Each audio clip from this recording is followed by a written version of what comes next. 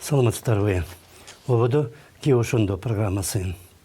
ОКМК төрағасы Камчыбек Ташиев бүгін журналистермен жолығып, комитетте ал жетектеген 2 ай içindегі иштин жыйынтыктарын айтып берди. Террорлық аракеттердин алды алыныптыр. 10 январдағы президенттик шайлоого катышып жаткан кейбир талапкерлер кандай болгон учурда да шайлоодон кийин чуу чыгарууга даярданып жатканы да аныкталыптыр.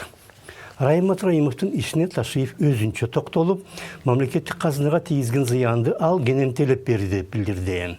2 миллиард сомдун 1 бөлүгү акчалай, калганы мүлк менен кайтарылды. Бирок аны менен эле иш токтобойт жана ал сотко өткөрүлөт.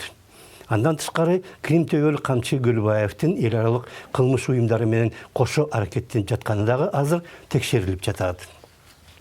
Матраимов мен Гүлбаев октябрда кармалган жана айрым байкоочулар аны жасалма уюштурулган деп сынга алган. Бирок Ташиев бүгүн дагы бир өтө орчундуу нерсени ачыкка чыгарды. Анын айтымында жогорку соттун төрайымы Гүлбара Калиева жакын арада кылмыш жообуна тартылышы мүмкүн. Ташиев аны билдирип жатканда Калиева башка өлкө жетекчилери менен кошо коопсуздук кеңешинин жыйынында отурган. Насчет Гульбары Калиевой, председателя Верховного суда. Да. Жогорку соттун төрайымы Гүлбара Калиева тууралуу ооба ага карата кылмыш иши козголгон. Иш иликтенип жатат. Аны жоопкерчиликке тартуу үчүн биз далилдерди жетиштүү санда таап койдук. Биз кылмыш ишин тартип комиссиясына жөнөттүк. Эгер тартип комиссиясы Гүлбара Калиеванын кылмыш жоопкерчилигине тартууга макулдугун берсе, биз анын чоң кызматына карабастан жоопкерчиликке тартабыз. Ал мыйзамды бузуп, мамлекетке зыян келтирди деп эсептейбиз. Ташиевдин айтканына жогорку сот дароо жооп берип, сот аныктама чыгарганга чейин кимдир бирөөнү бир нерсеге күнөөлүү деп айтпаш керек жана сот чечими чыга элек деп коомчулукта мындай маалыматтарды таратуу сот системасынын кадырын көтөрбөйт. Ташиев айткан жергиликтүү сот деген санариптик система болсо Кыргызстанда Европа биримдиги менен кошо ишке ашырылып жатат. Жергиликтүү сот автоматташтырылган маалымат системаны ишке ашырууга байланыштуу бул долбоор Европа биримдигинин Кыргыз Республикасында укук үстөмдүгү долбоорунун алкагында ишке ашырылып жаткандыгын, тендерлерди жана подрядчиктерди тандоону эл аралык уюм өзү жүргүзөрүн белгилейбиз. Андыктан жогорку сот органынын жетекчилиги жана кызматкерлеринин айтылган айыптоолорго катыштыгы мүмкүн эмес. Бирок суроо пайда болот. Жогорку соттун жетекчилиги менен анын кызматкерлеринин Ташиев айткан иштерге катыштыгы болбосо, анда ал булык аракеттерге Европа биримдигинин өкүлдөрү катышканбы? Же коопсуздук кызматы атайлап жалган маалымат таратып жатабы?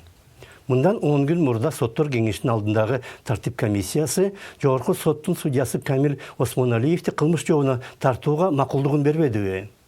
Жогорку сот мүчөлөрү булык иштерге барып жатса, бул эмне деген сот? Осмоналиев камалары менен жогорку соттун жетекчилигинин уяты болсо, кызматтан чегинүүгө тийиш эле.